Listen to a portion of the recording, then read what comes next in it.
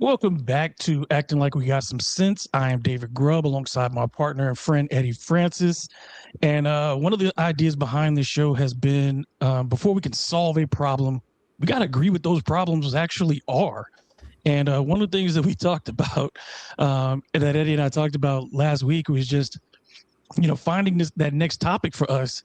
And it just seems like everybody around us is carrying something, whether it's us or the people around us, our community. People are carrying financial stress, grief, loneliness, political fears, their fears about the economy, their families, their future. And after a while, all of these things kind of make you wonder what happens when an entire community, an entire country is living under that kind of pressure. Not for a week, not for a month, but for years on end. And when does that stress stop becoming temporary and just become the environment we live in? And we're going to be talking about those kind of things today. What happens when societies enter basically living in survival mode 24/7? And more importantly, how do we find ways to reconnect with each other and dissipate some of that anxiety? So, Eddie, when we started talking about this episode, what made you think that this was a conversation we needed to have, and particularly with this guest that we brought on today? Well, the good Reverend Dr. Torin Sanders. First of all, I know this brother. And when I found out that he was the director of the Grief and Trauma Therapy Center at Southern University of New Orleans, I realized he might know something. And so it's my pleasure to introduce him. He is someone who has made New Orleans his home for many, many years. But Dr. Sanders is also a professor of social work at Southern University of New Orleans. He is a licensed clinical social worker, family therapist, mediator, but also he's an ordained minister. He is the pastor of Sixth Baptist Church here in the city. So it is my pleasure to welcome the Reverend Dr. Torin Sanders. Torin, how are you, man? I am excellent, and thanks for that great introduction. How much do I owe you? Let me see. I'll go ahead and I'll send you my cash app. Thank you. Thank you. Good being on with both of you. Yeah, absolutely. I mean, and so when David and I talked about this, and I've gotten an opportunity to listen to your thoughts from a macro level when we talk about society. But when you and I talked prior to this starting, there was one thing that you said, and you want to be perfectly clear about it, and you want to be able to define what exactly trauma is and what it looks like. So let's start with that definition. Sure. And, this is not to necessarily be picky or nitpicky or what have you, but there is a need for clarity, I think, in terms of the language that we use. Language is important. Words do matter. And so, when you and I were talking about the whole idea of trauma, whether it's community trauma or personal trauma, individual trauma, that word trauma in some ways is overused and misused. That trauma from a clinical standpoint really refers to people who have undergone some life threat, experience. And so typically we think of, car accidents or, being a victim of violence, abuse, whether it's physical abuse for children or sexual abuse, those types of things, rape, those kind of extreme life threat. Now, of course, we have had that in a community way. The pandemic for many was traumatic because I know I got a call early in March of 2020, and I had to quarantine because they said I was exposed to someone who had this unknown virus or whatever it was, called COVID. And I spent, that week like, okay, am I going to die?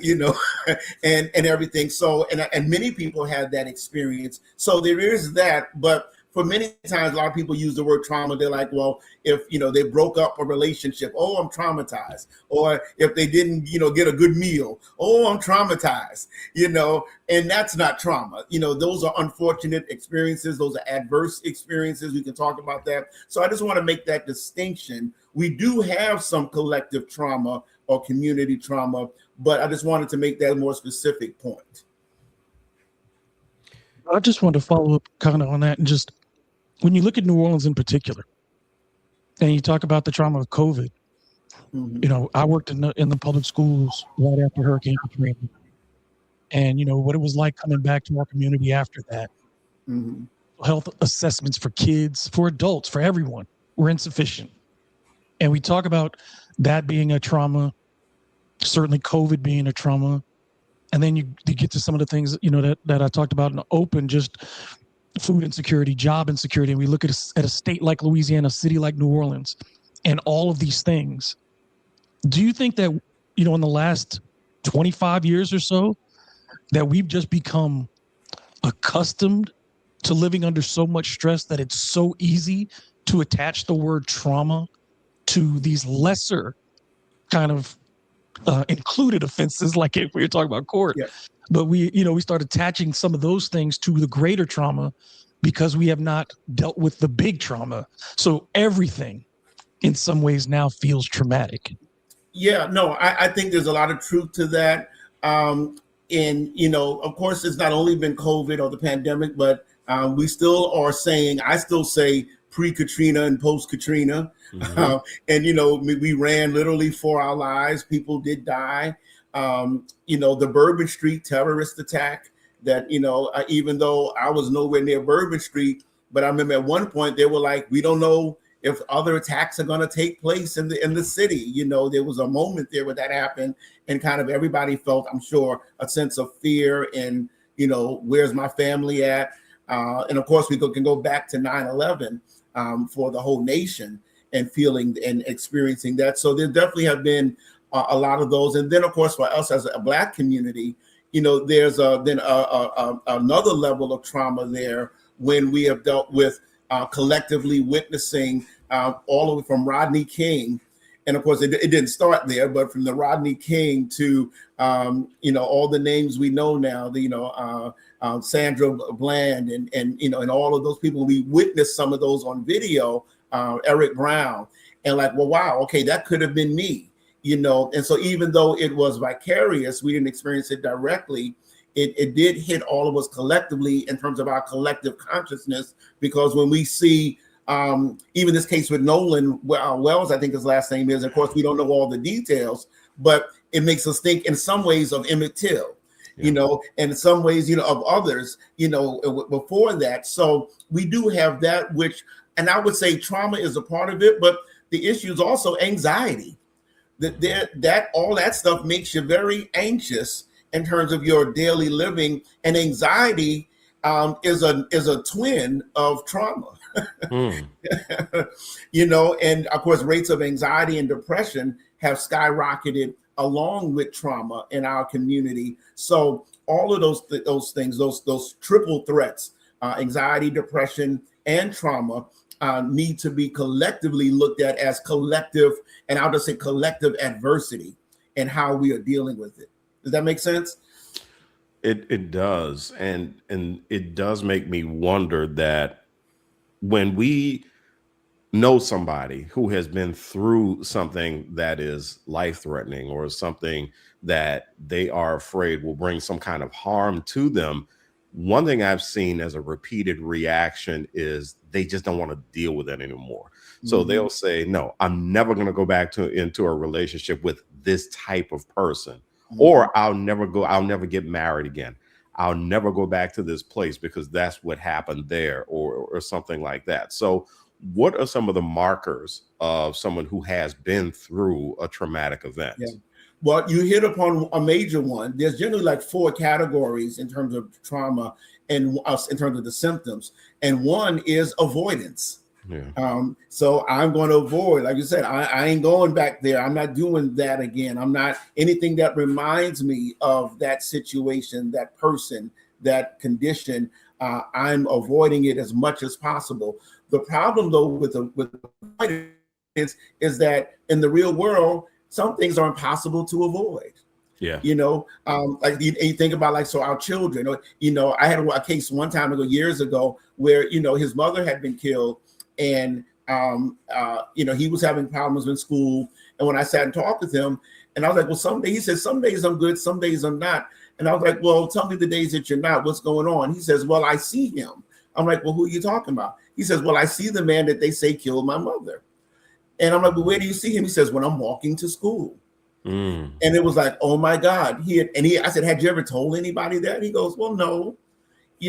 And so, but so we basically had to the intervention was simple, so to speak. Like, all right, you ain't walking to school like that, no more, so that you have to come by every day and see this man. So, but avoidance is a common thing. And sometimes, again, it is healthy in a sense. It is a symptom, and that could be healthy because you should kind of avoid certain things. But then what do you do with the stuff you can't avoid? The other one is intrusive thoughts, right? Where you can't stop thinking about it or anything related to it. And that goes into our productivity, right? Our being engaged in whatever we're supposed to be engaged in. But I think one of the bigger ones is the third category I'll mention is hypervigilance, right? Where we are always on edge looking around for any threat. And I think, especially as Black men, now y'all tell me, I've been having that for a long time. My head is always on a swivel, even before there was the big thing with carjackings, during COVID. I still was always on guard when I went to the gas station, Yeah. If I drive by a police officer at daytime or nighttime, I'm still hyper vigilant, and so I know that's a part of past experiences and trauma. So we see that in a lot of people in different ways. And what's the fourth? We have avoidance, the fourth one is it's intrusive thoughts, hypervigilance, or really they call that hyper arousal. And it could be a vigilance or whatever, avoidance. And then the fourth one is re-experiencing. And so we commonly know that as the flashbacks. We talk about with Vietnam veterans or veterans and kind of having flashback moments where they're literally not present in the present, but they are experiencing that event all over again. And children, they don't necessarily have flashbacks in the same sense, but we may see them reenact the traumatic event in their play. So a lot of times we see, children and run around with, play guns, or you'll see the ambulance pull up, and they're doing other things and they're reenacting the trauma that they may have experienced. So it's important to watch children play and the type of play that they engage in, because they may not say it, but they will show it. When we have these, individual ideas of how people respond, are there commonalities in those responses? Obviously, each individual responds in their own way or may have multiple of these responses to it. But in general, are there things like, do you look for areas of commonality and change, like things like trust or empathy or self-esteem and things like that within an individual that you can also see on a bigger level? Like when you see those things on a small scale, do they start permeating through neighborhoods? Do they start permeating through cities and things like that? And you see those common, sets of kind of just symptoms? No, definitely. Unfortunately, I would say this, that, when so many things, when our environment is so saturated with these types of, negative traumatic events, the community, it affects the culture, so to speak, or the subculture in some ways. And so we hear it, when I talk to young adults sometimes, or young people, and I'll say, well, how many friends do you have? And they're like, man, you can't trust people. I just have acquaintances. That's trauma. You can't trust people, like, wow. And it's true probably, but that means something has happened, that's the way that we move in our neighborhoods and communities sometimes, in terms of, I know still back when I was growing up, it seemed like everybody knew everybody. Now in our neighborhoods, it seems like very few people know everybody. That isolation is there. And of course, we have that in New Orleans post-Katrina because of true neighborhood change and dynamics, whether it was the public housing being torn down and all of that, and just people being moved from uptown to the east and on, or from the West Bank to the East Bank. So that dislocation has happened on a variety of levels, but it is definitely felt in the culture and in the collective spirit, I'll say, of people. And it's hard then to change it. And it's not going to change just overnight, especially if there's a lack of, first, if there's a stigma attached to letting people know how you feel. And then if there's a lack of then resources to address it for the people who are willing to say, look, I need a little help here. And we still have that, both of those things going on. I'm really interested in, and I want to tread carefully in asking this question. But I'm really interested in what role leadership plays in this. We one thing about David and me is that we don't want to politicize these conversations, but at the same time, you cannot avoid toxic leadership when you see it. So, without mentioning any specific people, if you have somebody, and you know what, let's take it to an organizational level. Let's say you have a CEO who is verbally abusive. You have this CEO who is emotionally abusive, gets away with assault whenever this person can, does it very quietly. And there are people who work at this place who they just go to work just to go to work. How much does the type of leadership play in when you have an organizational or community level? How much does the type of leadership, how much can that come into play when it comes to creating either anxiety or some sort of trauma response? Yeah. I'll use, look, I'm not a cook, but I've eaten from several good cooks. And, you can, when you taste, that sausage in the gumbo, that reflects the quality of the gumbo overall. Am I right? Or when you dip, when you dip that piece of bread in the gumbo, and it's like, oh yeah, that's some good juice there, right? And so, or if it's not good, right, that one piece will tell you, I ain't gonna eat the rest of this, right? And what I mean by that is, yeah, we are all in this gumbo, and when it don't taste good, right, then there's an impact on all, and it affects everybody. And I definitely look, I mean, you mentioned organizations and leadership, and I think that does matter. And I'll take it there, because I know you personally. I mean, I'm very politically, aware and what have you. I was a CNN junkie, right? I'm an overcoming CNN junkie. And I don't watch CNN now that much. I can't take it because, and not that CNN has gotten bad, but that the news and the reporting about the shenanigans of the person in the White House, it's like being in an abusive relationship. And it's like, so one day you're gonna tell me one thing, right? One day, you're gonna take over this. One day there's no nuclear weapons; they've been obliterated, and then the next day almost you're gonna tell me they were close to having them. That's like, remember on the individual level, what told me? Well, you told me you weren't with her, you weren't with him. And then the next day I see you with him again, so what's the truth? Well, right? and then to your point, when we talk about war, the first thing we start thinking about is loss of life. Am I going to look up one day and see a bomb coming toward me or something like that? Exactly. And because of then poor leadership then increases the threat to ourselves, because we realize like, hey, I'm not safe anymore. And maybe we never were, but at least I felt like I was. But when leadership is not providing a sense of safety, then it really opens a wound that's not closed, and so when you have an unclosed wound, right, that's infection, and a whole lot of other stuff can happen, and people will begin to close off. And so, ironically, I think it leads to the apathy we see politically, socially, to some level. But there's also just a lot of sense of, on the other side, I mentioned anxiety, but depression. Right, community depression, because a sense of hopelessness is like, and again, I don't believe we are hopeless because we can vote, we can do things, but it's like right now, it's like we can't do much because it ain't election time yet, and we've got to live through this stuff. So yeah, I want to talk too much, but I hope that makes sense to you. Yeah.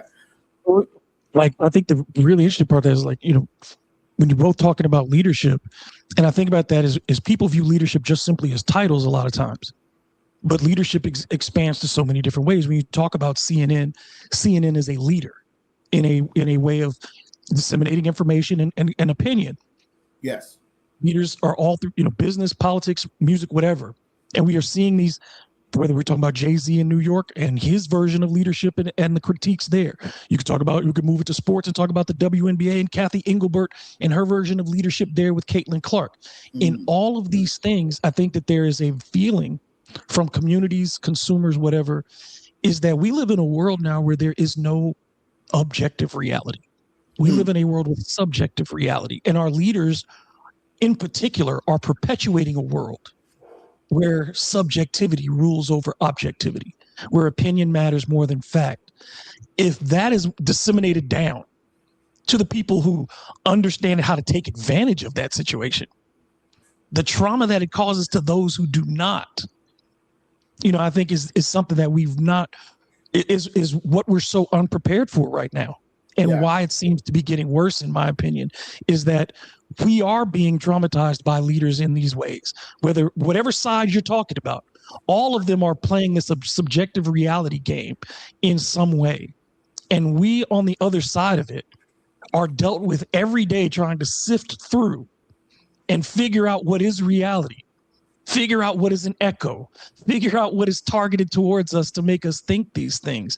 And in all of that, the things you talk about, losing trust in institutions and our friends and associates, losing empathy for people around us because I can't trust you, losing engagement because what's the point? The hopelessness that you talked about, it is such, I don't think we understand how much of a top-down, pressure this is. It's not, we're suffering from it at the bottom, but there's so much of it coordinated at the top.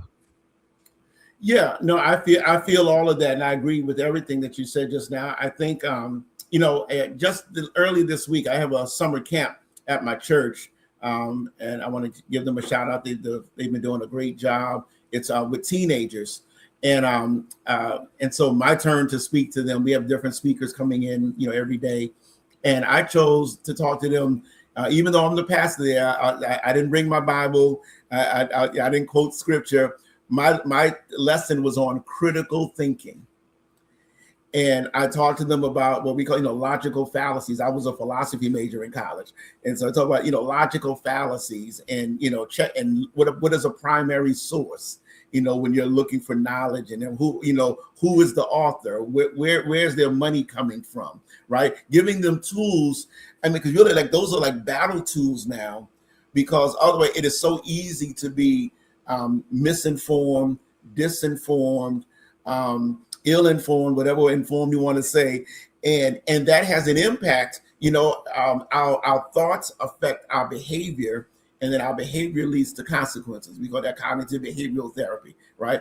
And so if our mind are infected, and we say all the time, if we're being gaslit, if we're being lied to, right, we're being manipulated, that we know it internally, but it impacts us and how we move in the world and with the people that we know. And so all of that's real, and it creates anxiety, it creates depression.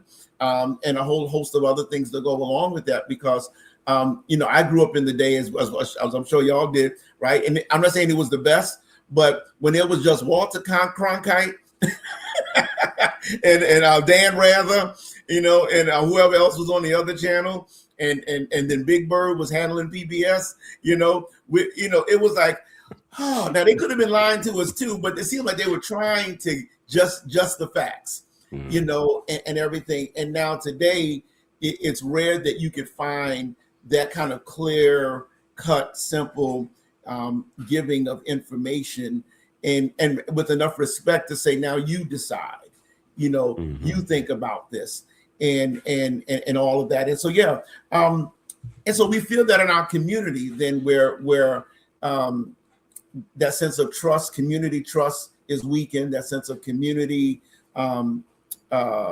reliability is weakened. So I'm interested in what we can do, what we can control, especially as a community. One thing I want to point out, you mentioned, it's funny that you brought up gumbo, because when I talk to college students about leadership, one of the things that I'll ask them is, do you have to be a master chef to know when you're eating nasty food? And when they say no, I say, well, you don't have to be a leader to know when you're looking at bad leadership. You don't need a title to know when you're looking at bad leadership, because you feel it. If you hear it, you feel it, you experience it. With that being said, my hope is that by this point in the conversation, there are some people who are saying, okay, great, I'm not imagining things. I really am in a community where everybody is just constantly in a funky mood. And that is for a reason. This is not some science fiction thing. What can we control, especially when it comes to reach one, teach one, each one, reach one? I mean, what can we do to control those things to help each other? And I know that it starts with us helping ourselves. So what can we control? Yeah. I love that. And there's a few things I'll say. First one is we got to take care of ourselves. We got to control ourselves, right? Control our breathing, literally, right? Yeah. If our breath, we get too crazy, that's anxiety, right? And so we really literally have to take care of ourselves and control ourselves. And so we all have to become much more intentional about doing that. And of course, I'm preaching to myself as much as to anybody else, because it's a struggle. It's easy to get caught up and everything. But if you don't take care of yourself, then you ain't going to be here to do nothing. And we have to realize we are in a toxic environment, plain and simple. I don't say we're guppies in a shark-filled tank, but sometimes it feels like, we have to recognize the sharks are swimming.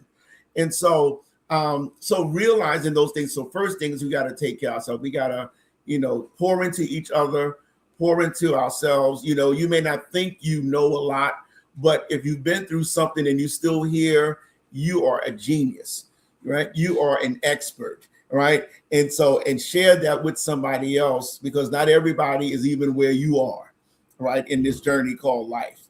And so, that's number one, I think. And it's really, the rest of the numbers can take care of themselves once we're doing that. But I'll just go to one more, and I'll bring again from social work background. There's something called crisis intervention, right? And we have to recognize that we are in a crisis mode. And a lot of times people think crisis is, the house on fire. But no, that's an emergency. But the crisis, right, can be, what are the conditions that set the place for the fire to start, right? Were people leaving, flammable stuff around, were people not, whatever. And so with crisis intervention, what we do is we partialize. That's the first thing. It's like, okay, what one thing can I do? And that's what we need to focus on. Pick one thing that you can do and start doing that. I know there's 5 things that need to be done. I know everybody in your neighborhood needs to do X, and everybody in your family needs to start doing Y. But you do one thing and do that well, and keep on doing it until you feel like you're getting somewhere down the road. And what that does is that it overcomes that sense of learned helplessness. It fights the hopelessness, and people see you become a role model for other people, because then people will pay attention. It's like, that brother, that sister, they are doing X, and so what can I do? Right. And if we all just do one thing good, for the next 6 months, for the rest of the year, that will be much better than if all of us continue to complain and allow all this anxiety and depression and trauma and the events that are surrounding it continue to overwhelm us. I really like that, because it leads to something else too. And I think the opposite of the other end of that, resilience is so important. And we often see, particularly for marginalized communities, that we are always given the word resilience. People want to heap. New Orleans always gets it. When something goes on, people love to tell us how resilient New Orleans is. But I think, and I'm guessing here that you're probably going to say the same thing, there is a market downside to resilience. Mm-hmm. For us to suffer in silence, for us to go about things and not deal with them, not even do the one thing. It's that, the British idea of the stiff upper lip, even no matter what the issue is. how do we unknowingly pass bad coping strategies on or identify bad coping strategies as good ones in the name of resilience? And how do we get away from simply saying, I need to endure these things and get more to, I can endure, but there's a, like you said, take one step today, another step tomorrow, and transition from endurance to something else. Yeah. And, we have to be willing, to use our voices, as you're saying, advocate. People will say, oh, Dr. Sandy, you're an advocate. All that's saying is that I'm a broken person. And I realize one way for me to heal myself is to, as I say, not be silent about my pain, and there's healing in trying to fix not only my situation, but all of our situation. When I was in school, my professor said, if you see somebody, floating down the river, you should go in and fish them out. And then you see a second person come down the river, go and fish them out. He says, but at some point, you need to go upriver and see who's pushing them in. Right. And that's, so that's advocacy, right? It's like, I know I'm going to change this rather than doing just some good work. I'm going to go, now it's time to change this bad boy. And if I need to speak up, use my voice in a different way, then doing that, because I was once in the river too, and somebody pulled me out, and so I ain't gonna preach now, y'all, but but all of that matters. And so that's what it's a way of fighting back against the situations. So in this effort, where people are saying, I want to go back to something as you said, where people are saying, okay, I have this one thing that I know I can do to really contribute. What about when everybody who has found that thing starts fighting each other? So when you have the people who are saying, and I'll take David and me for an example. People might say, well, we hear these good things that you and David say, but y'all are never out at the rallies. When are y'all going to protest? And our thing is, well, yeah, we'll protest, but what we do best is message, yes. Right? And what I also see a lot of is, as people are coping with whatever they see, whether it's a toxic organization, a toxic community, you get to this point where people start fighting each other and start saying, no, you're not doing enough, or you're doing too much, or something like that. So when do we recognize that we're starting to fight each other as opposed to trying to deal with the person who's pushing everybody in the river? Yeah, no, that's great. And I think that's where history matters on one level. And I'm going to go back to talk about a little bit about civil rights history and more immediately, but then also our personal histories in terms of you and our families. But in terms of history, what I mean, well, let me say two things. One, first, individually, we got to stop taking the bait, right? And see it coming and sidestep that bad boy, like David in the Bible, when Goliath was out there almost for 40 days, whatever, coming out and challenging the nation of Israel, give me a fighter, see, who's going to fight me? And they all the warriors were afraid. And then David came out and started asking questions. Well, what's going on here? Why are y'all afraid?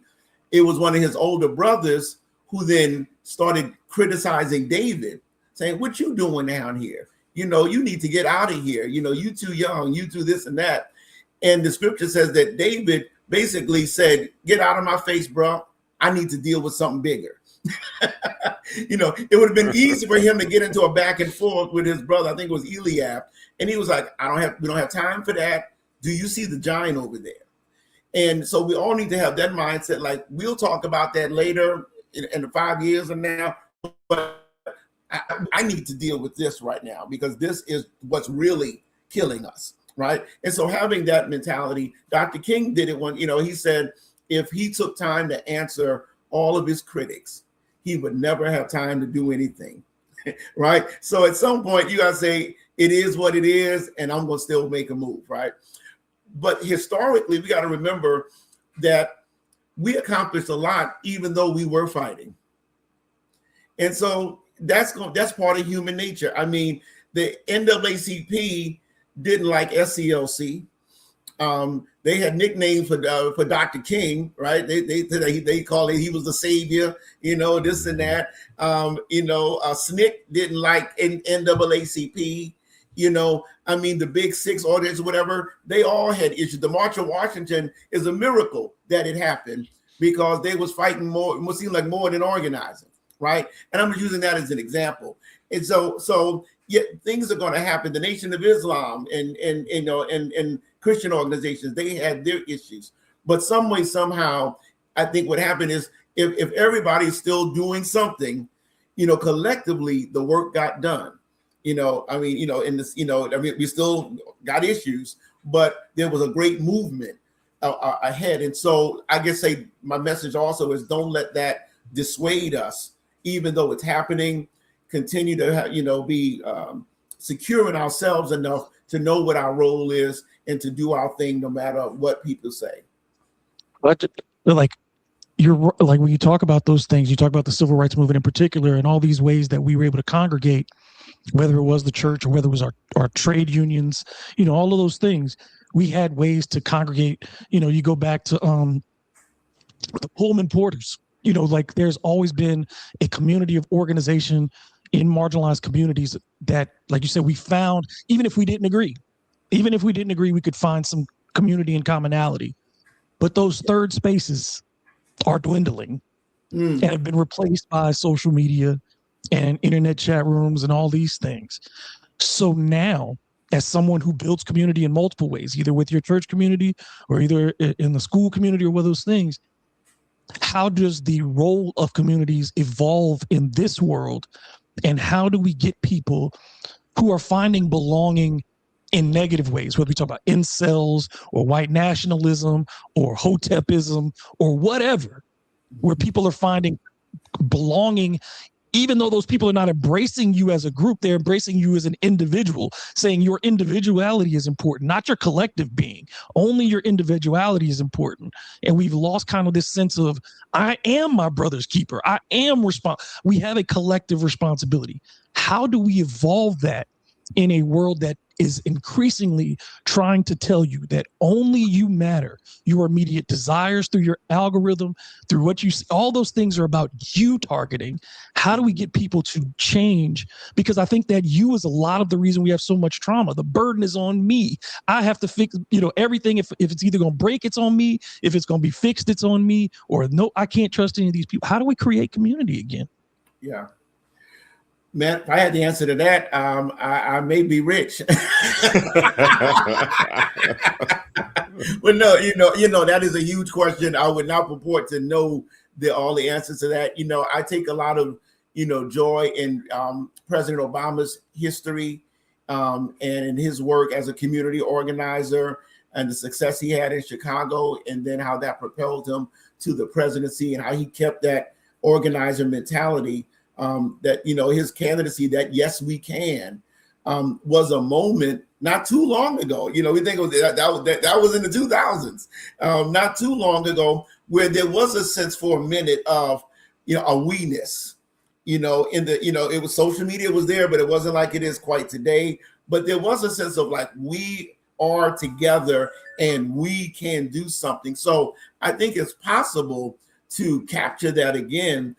Unfortunately, I've heard some people say, and I'm not saying that I agree with this, but because I hope this doesn't happen, but it may take a little bit more pain. And unfortunately, I think that's what Trump is bringing, and not just Trump, all of what he represents is pain. We haven't seen the real pain that he has already caused. The big, beautiful bill, most of it has not taken effect yet. They deliberately did that, postponed the impact until after the midterm elections. And so we won't see really the cuts that have been put in place and everything. And so then people will be like, oh, wait a minute, something happened, and it's happening to us. And, so, I would hate for that to be the cause, but I think that we will respond collectively when and if we see that somebody really is trying to hurt us and is hurting, I think there will be a response that this nation has never seen before in a positive way, in an organizing way, because I believe we have all the resources and everything that we need, down up and down the line, from the leadership, human capital, to the money that we need. It's there if we just unify it and coalesce it together. And I think maybe we got to really focus on the fact that there is a real threat. I think in our state, people are feeling the weight of not voting for the governor election, being at the Saints game and wherever we were at, and they're like, wait a minute, this is kind of crazy, that stuff that we're hearing now. New Orleans ain't important no more. What? That don't make sense to nobody, right? But that kind of craziness is like, now, well, we caused it, so now what we gonna do about it? But it also seems to me that the source of a lot of the solution is figuring out how people need to work with one another by simply communicating with one another, asking questions and actually listening to the answers, and doing it without being focused on, well, what am I going to get out of what this person is about to tell me?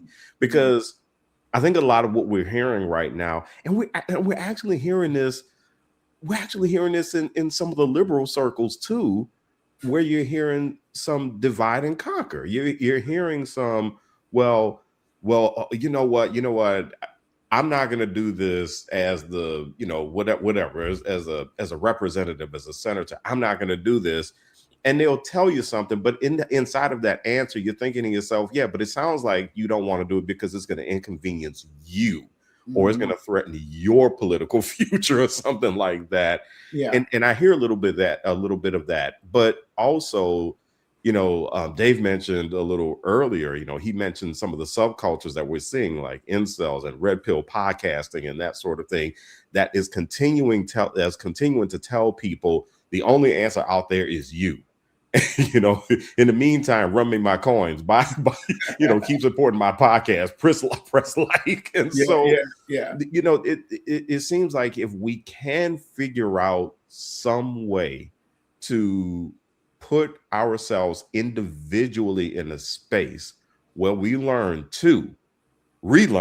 to communicate with people, listen to people, and then respect who everyone is individually, then we can find our way, into some collective solutions. And I know that's asking for a lot, honestly, for where we are right now. But it does seem to me that that's at least something, right? I mean, because like you brought up earlier, when we take a look at the history of the civil rights movement, a lot of us have a romanticized version of this floating around in our heads, where Snick and everybody else was standing around arm to arm singing "We Shall Overcome," which they did, but we think that behind the scenes everybody agreed 100% of the time. Right. And I always remind people, Martin Luther King got stabbed by somebody at one point. So, so I think bringing that up as far as the historical context, saying, listen, the people in the civil rights movement, they didn't agree all the time either, but they found a way to get it done. They found a way to support each other and to support the cause. And it seems to me like we can get back to that, but we're going to have to be much more strategic, especially with distractions like social media.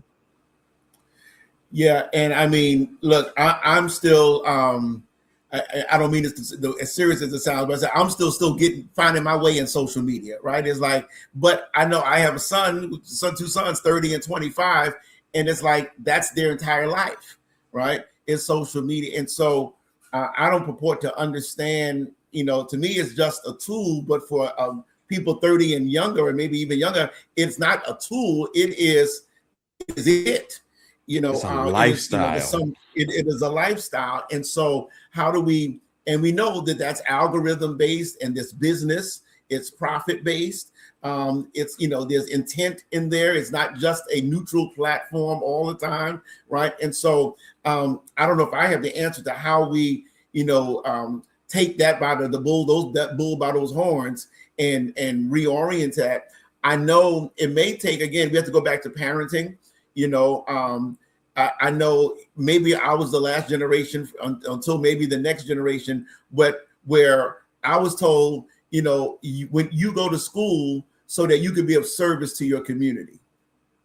It wasn't just about, I wanted you to do well, baby, and pay your bills, but you go in there so you can help your community. And whatever you learn, you're going to bring it back to your community in some way, somehow, so that we can uplift the race, going way back, right? I don't know if people are being told that now. Is go get yours, and whatever, and that's the end all be all. And so that is going to have to change, because the fact of the matter is that any group of people that has been successful and overcome obstacles, there was a collectivity about it in terms of their approach. So, we've globalized it and made it bigger. So I guess, at this stage, as we get closer towards the end of the show, in the last quarter of the show, I think we start localizing it again to behaviors.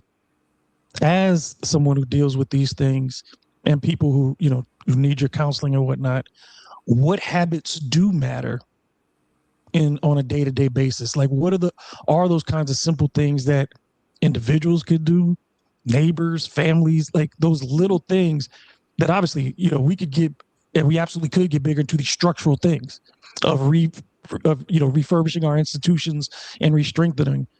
But I guess we need to start small with those individuals. If you're somebody who's just having a rough day and you're trying to figure out, how do I cope another day? Or how do I reach my kid? Or how do I find in my neighborhood or my community some way to find a connection with people? Because like we've said, I think we all agree, there's an intent to disconnect us from each other. That's right. There's an intent to make us, not have family and not have community and not have those, because they are antithesis to business, to money making. And we as marginalized people in particular are group thinkers by and large, not because we want to share the same opinion, but because we have a collective responsibility. How do we do that individually to get back to a collective response? Yeah, I guess, one, I'm going to repeat again. First, we got to make sure you're taking care of yourself, and especially as Black men. And I mean, we got to go to the doctor, and we got to be, it's okay to talk. It's okay to cry, right? Get a best friend that has some sense, and I'll say, go to church, find a good church that's going with a good pastor that cares about you and not your money, some very real things. But I think the other piece of this is, when we go back again to some of the things we've already mentioned is, I think about the Silverback Society. I don't know if either one of you remember, but now look at how it's grown. Look at how the impact that it's had. But it started with two good brothers who basically said, "What can I do?" Right?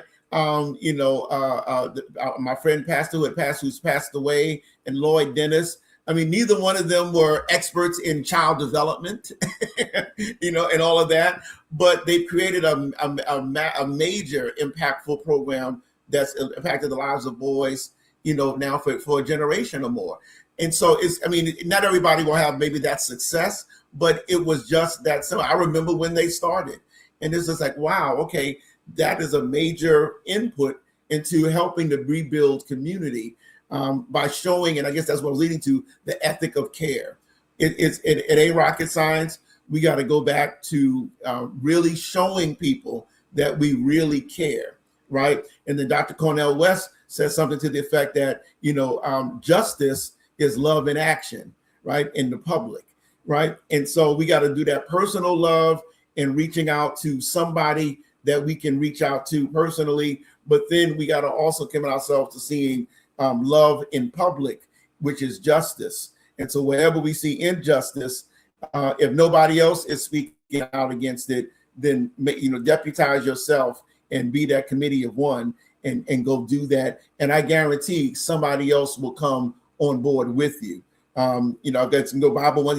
Elijah thought after he defeated Ahab and the prophets of Baal, and he thought he was all by himself. And then God said in a whisper, he said, I've left 7,000 who have not bowed. He said, so dry your eyes, get up and go, and you got some help. And so a lot of times we believe we're alone, but once we make a move, guess what? Other people come on board and will do that. So we just have to have that kind of faith, which has also gotten us through the years to do those things.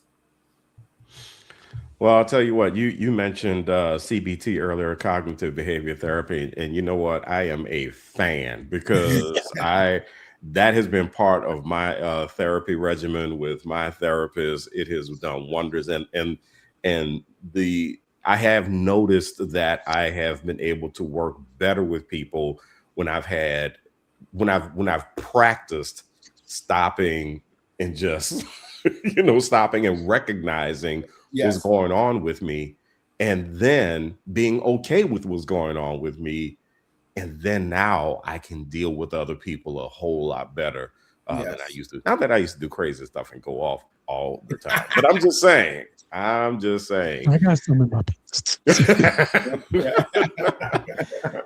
All right, David, are we done with this guy? I think we need. Are we done with him? Well, I'm asking one final question before. Yeah, absolutely. All right, I'll be quick then. Go ahead. Yeah. But no I rush. think because we one of the emphasis for us is that we do want to, like, these are tough issues, and sometimes it can be really difficult to talk through them. But I think you brought up this point earlier, and I think we want to end on this. We are hurting, but we are not out of hope. We are not hopeless. Give us something, just one thing right now that you lean on that gives you hope. I'll say our youth. I think many of our youth are maligned. They get a bad rap. More of our youth are doing the right thing than not. Period. And end of story. Even for all of the kids that are currently in the juvenile jail, in the seventh ward or whatever. Again, that is a drop in the bucket. And even them, they have good things that's going on with them.